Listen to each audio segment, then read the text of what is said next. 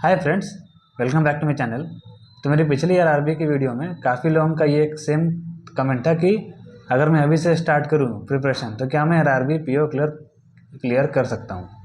ठीक है, यानी कि अभी आपके पास अभी जैसे कि आज फोर्थ अप्रैल है, तो आपका ठीक है 4 मंथ्स बाद आपका एग्ज़ाम है।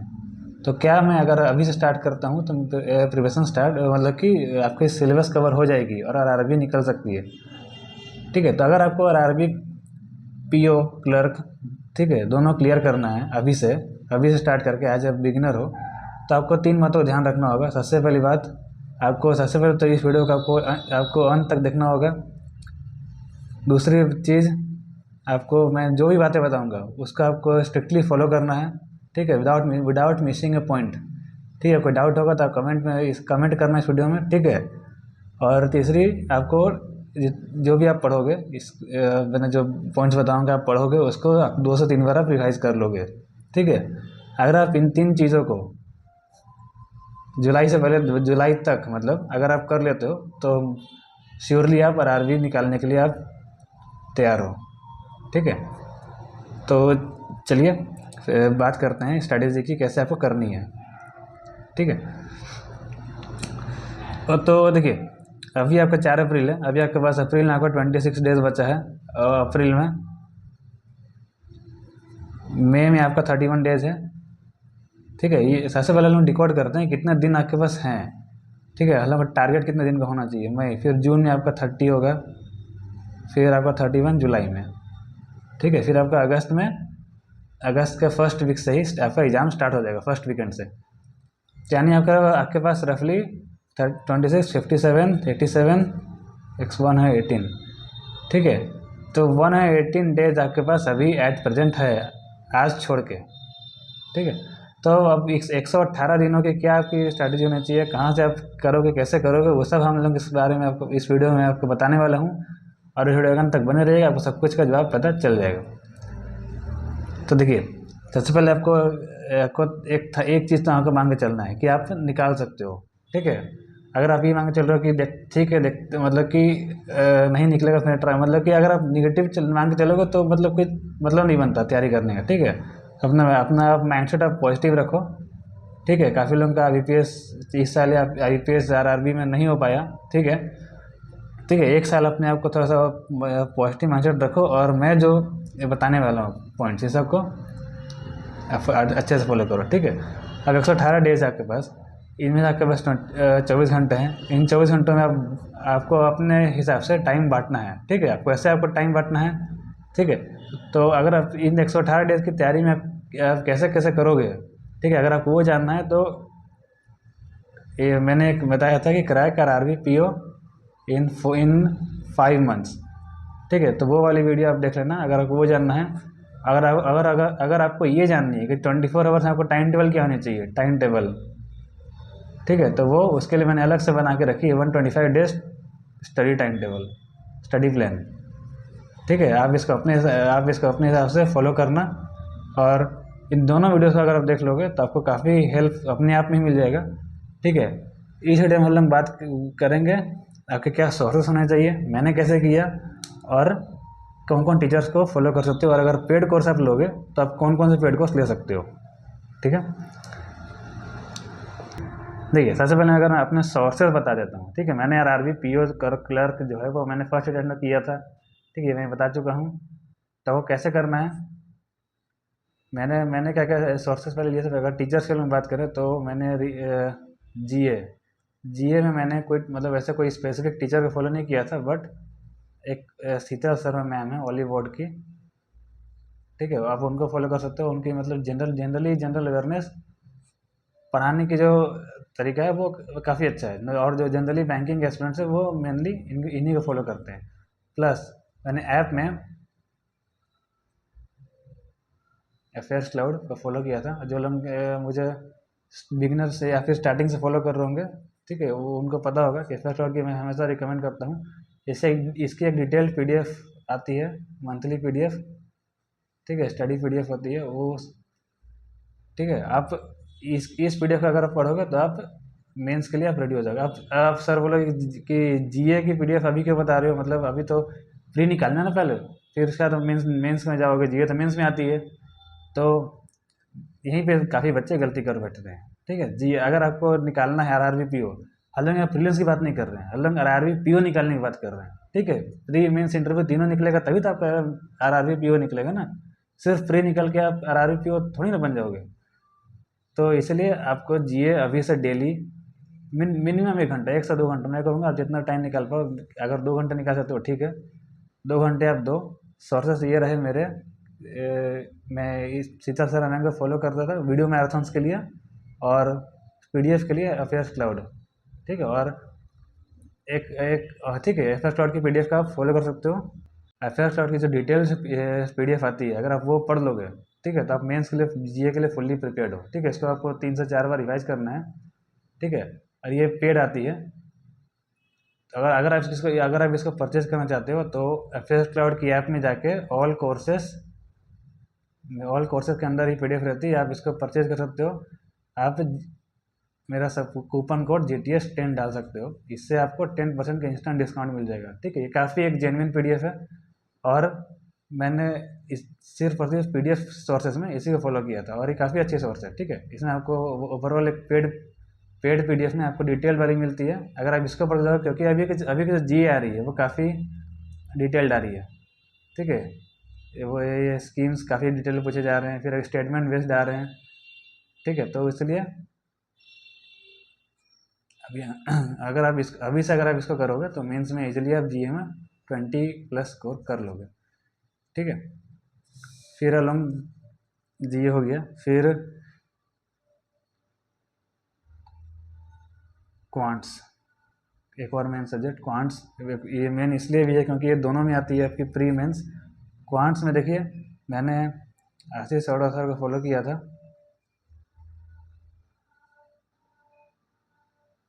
ठीक है, और उसके बाद मैंने बुक ली थी क्वांट्स में,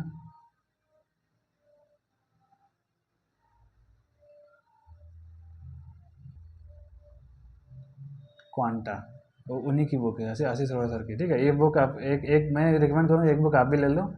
ठीक है, और बाकी अगर आप एल्टरनेट जाओगे तो कौशिक मोहंती सर भी है, या फिर हर्षल सर भी है। ठीक है, आप जिनका आपको स्टडी मतलब पढ़ाने का तरीका ठीक लगता है, आप उनको फॉलो करो। ठीक है, लेकिन आपको शुरू से अंत तक उन्हीं को फॉलो करना है। ऐसा नहीं कि आप स्टार्टिंग की आशीष अरोड़ा सर से, फिर आप स्विच कर गए कौशिक सर, हर्षल सर, मतलब आप हर एक महीने में टीचर बदल रहे हो, तो इससे आपको कोई फ़ायदा नहीं होने वाला है। आप एक टीचर एक बुक पे अड़े रहो। ठीक है, आपको रिजल्ट मिलेगा, बस आपको टीचिंग पैटर्न आपको मतलब कि समझ में आना चाहिए। ऐसा नहीं कि आपको समझ में नहीं आ रहा है। ठीक है, आप कोई भी इनको फॉलो कर सकते हो। ठीक है, फिर रीजनिंग में मैंने अंकुश लांबा सर को फॉलो किया था मेरे, लेकिन उससे ही पहले मैंने फॉलो किया सौरभ सर, अड्डा। इनको काफ़ी लोग जानते भी होंगे, अड्डा, वैसे जानते तो आप सबको होंगे, बट बेसिक के लिए ये काफ़ी मतलब one of the best teacher. मुझे नहीं लगता कि मेरे ख्याल में इनसे बेस्ट कोई है बेसिक से अगर आपको प्रिपरेशन स्टार्ट करनी है तो इसलिए आप बेसिक से अगर करना चाहते हो तो इन्हीं से करो। ठीक है, अंकुश लांबा को अगर आप बेसिक कंप्लीट है तब आप इनको फॉलो कर सकते हो। ठीक है, फिर आप अरिहंत की मैंने बुक ली थी, आप भी ले सकते हो। अगर आपको बुक्स के रिगार्डिंग मैंने एक वीडियो अलग से बना रखी है, तो उसमें आपकी मतलब हर सब्जेक्ट के लिए मैंने 2 से 3 ऑप्शंस दिए हैं आपको, बढ़िया बढ़िया ऑप्शंस। तो वो बुक वाली वीडियो आप देख लेना उसके लिए। ठीक है, सारा कंटेंट चैनल पे अवेलेबल है। ठीक है, ये रीजनिंग हो गया, और आते हैं इंग्लिश। इंग्लिश इंग्लिश में देखिए, यूट्यूब में आप निमिषा बंसल मैम को मैंने फॉलो किया था, और इंग्लिश के लिए मैंने अगर पर्सनली बताऊँ तो कोई बुक नहीं ली थी मैंने। अगर आप फिर भी अगर आपको बुक लेनी है तो आप बुक ले सकते हो। ठीक है, वर्ड पावर में डीजी ले सकते हो, या फिर वर्ड पावर में डीजी, या फिर वो एक नीति सिंह की आती है प्लिंथ टू पैरामाउंट, आप इन दोनों ये ले सकते हो। मैंने ये बता रखा है बुक में। ठीक है, तो आप इसको मैंने सोर्सेज बता दिए, और आपको कौन कौन सोर्सेज फॉलो करना है। ठीक है, आपको करना कैसे है, देखिए, सबसे पहले आप जीए में डेली आप 1 से 2 घंटा दोगे जीए। ठीक है, आपको देना ही देना है, ये इसका आप स्किप मत करना। अगर आप स्किप कर दोगे तो फिर मेंस में आपको बहुत ज़्यादा दिक्कत होने वाली है। 1 से 2 घंटे, 1-2 घंटे आपको एफ एस वर्ल्ड की PDF अगर आप पढ़ रहे हो, चाहे जो भी PDF अगर आप पढ़ोगे, ठीक है, एफ एस वर्ल्ड की PDF, ठीक है, ये एफ एस वर्ल्ड अगर आप इसको परचेज करना चाहते हो GTS10 लगा के परचेज कर लेना। इसमें आपको क्या फ़ायदा रहता है कि इसमें आपको हैंड रिटन क्विजेज ही मिलती है, ठीक है, हैंड रिटन क्विजेज, फिर पेड स्टडी जो स्टडी PDF जो रहती है काफ़ी डिटेल रहती है। फिर उसके बाद आपको ये हिंदी के लिए मिल जाएगा, काफ़ी लोग हिंदी लेंगे, ठीक है, हिंदी मीडियम से आते हैं तो हिंदी लेंगे तो वो भी मिल जाएगी, ठीक है। और डेली JEE का आपको पढ़ना है। फिर आपको क्वांट्स के लिए क्या करना है,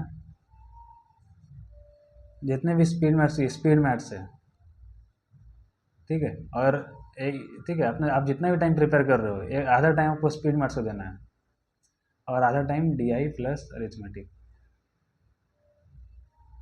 ठीक है।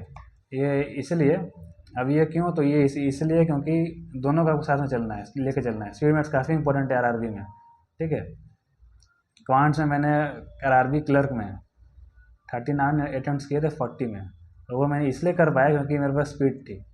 अगर आप ऐसे स्पीड गेन करना चाहते हो, और ये मतलब आपको नहीं लगेगा कि वो भयानक स्कोर है 35 के 35, तो मतलब यूजुअली बच्चे कर ही लेते हैं अच्छे प्रिपेयर करके, तो इसलिए आपको भी पहुंचना है वहाँ तक, ठीक है। मतलब सोचिए 90% ऑलमोस्ट क्वांट्स में जा रहे हैं अटेम्प्ट क्वांट्स में, तो इसलिए आपको बढ़ाना है क्वांट्स में अटेम्प्ट, तो स्पीड मैथ्स आपको करना ही पड़ेगा।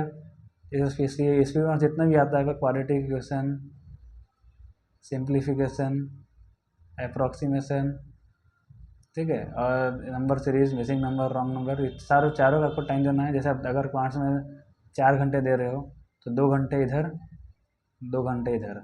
फिर अरिथमेटिक में आप चैप्टर वाइज स्टार्ट करो, जो मेन चैप्टर्स है, profit loss ratio, simple interest, compound interest, mixture allegation, time and work, ठीक है, स्पीड, टाइम एंड डिस्टेंस। मतलब अगर आप ये 6 चैप्टर, कुछ 7 से 8 चैप्टर है अरिथमेटिक में, ठीक है, एज प्रॉब्लम्स, कुछ 7 से 8, अगर इनको कब कर लोगे तो आप ये 80% प्लस अरिथमेटिक कर लोगे, ठीक है, और इजीली आप 35 ला सकते हो, ठीक है। लेकिन दोनों का आपको टाइम देना है बराबर, साथ साथ, और डेली, और इनके डेली आपको मतलब एटलीस्ट तीनों मिला के आपको डेली 50+ क्वेश्चन करना ही है। आप इससे ज़्यादा कर पाओ तो काफ़ी अच्छा है, करना ही करना, क्योंकि इसमें आपका फंडा सिमिलर है। इसमें तो आप टीचर को कॉन्सेप्ट सीखोगे, उसके बाद प्रैक्टिस करोगे, ठीक है। इसमें तो आपको बस देखना है, देखना है, प्रैक्टिस करना है, देखना है, प्रैक्टिस करना, जितना प्रैक्टिस करोगे उतना आपका फ़ायदा होगा, ठीक है। मैं डेली के मैं मेरा कैलकुलेशन भी ठीक था, फिर भी मैं डेली 50+ क्वेश्चन बनाता था। तो जिनका वीक है उनको तो बनाना ही पड़ेगा, ठीक है। और एक आदत डाल दो आप 30 मिनट डेली कैलकुलेशन प्रैक्टिस करने का, तो बहुत इंपॉर्टेंट है 30 मिनट डेली, ठीक है। क्या करोगे, अब जितनी भी 2 नंबर डिजिट है उनको रैंडमली मतलब सोचो, मल्टीप्लाई करो, ऐड करो, मतलब माइंड में करो, ठीक है, माइंड में करो। उसके लिए आपको पेन, जैसे पेन यूज़ नहीं करना है, ठीक है। फिर इसमें आपको क्या जोड़ना है, एक और चीज़, ये तो क्या हो गया कैलकुलेशन प्रैक्टिस। फिर इसमें आपको न्यूज़पेपर रीडिंग भी जोड़ना है इंग्लिश के लिए।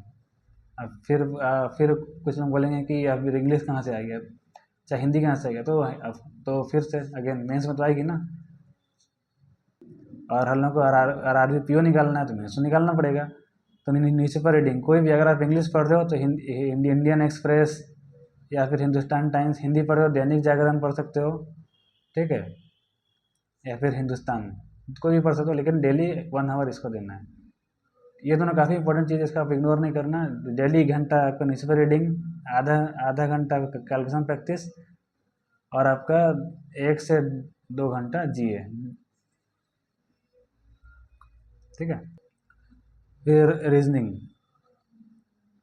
अब रीजनिंग में क्या करना है, रीजनिंग में सेम जैसे मैंने क्वांट्स के लिए बताया, ठीक है।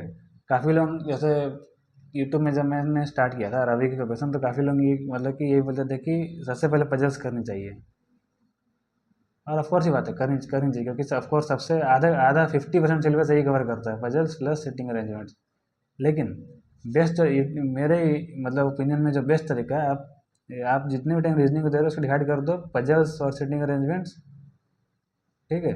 और साथ साथ आप मिसलेनियस टॉपिक जो है, मतलब अलग से। इसमें क्या क्या आता है आपका, सिलोगिज्म, इनइक्वालिटीज़, कोडिंग डिकोडिंग, ठीक है। फिर उसके बाद आपका अल्फ़ा न्यूमेरिक सीरीज़, इसमें काफ़ी लोग गलत करते हैं, टाइम टेकिंग भी रहती है। ये ठीक है, ये सब कुछ है, ब्लड रिलेशन हो गया, ये सब कुछ मिसलेनियस में आती है, तो इसको साथ में आपको लेकर चलना है। इसमें आपको सारा टाइप का बॉक्स बेस्ड, फ्लोर बेस्ड, ठीक है, फ्लैट बेस्ड, मंथ, फिर सेटिंग एजेंट में लीनियर, सर्कुलर, ये सारे तरह एक एक कवर करना है डेली आपको। जैसे अगर 4 घंटा दे रहे हो तो 2 घंटे इधर, 2 घंटे इधर, हर तरह का पजल्स बनाओ। एक दिन में आप एक तरह का टारगेट रखो, ठीक है। बॉक्स बनाओ, फ्लोर बेस्ड, ठीक है, फ्लैट एक दिन में, एक दिन में, फिर ठीक है, ऐसे करके आपको 1 से 2 महीना लग जाएगा पजल्स करने में अच्छा से, उस पर माहिर होने में, ठीक है। और यहाँ पे आप इजीली कर लोगे, इधर में आपको कुछ नहीं। आप अड्डा अड्डा चैनल को फॉलो करो, सौरभ सर का से आप पजल्स इजीली सीख लोगे, ठीक है, बेसिक की,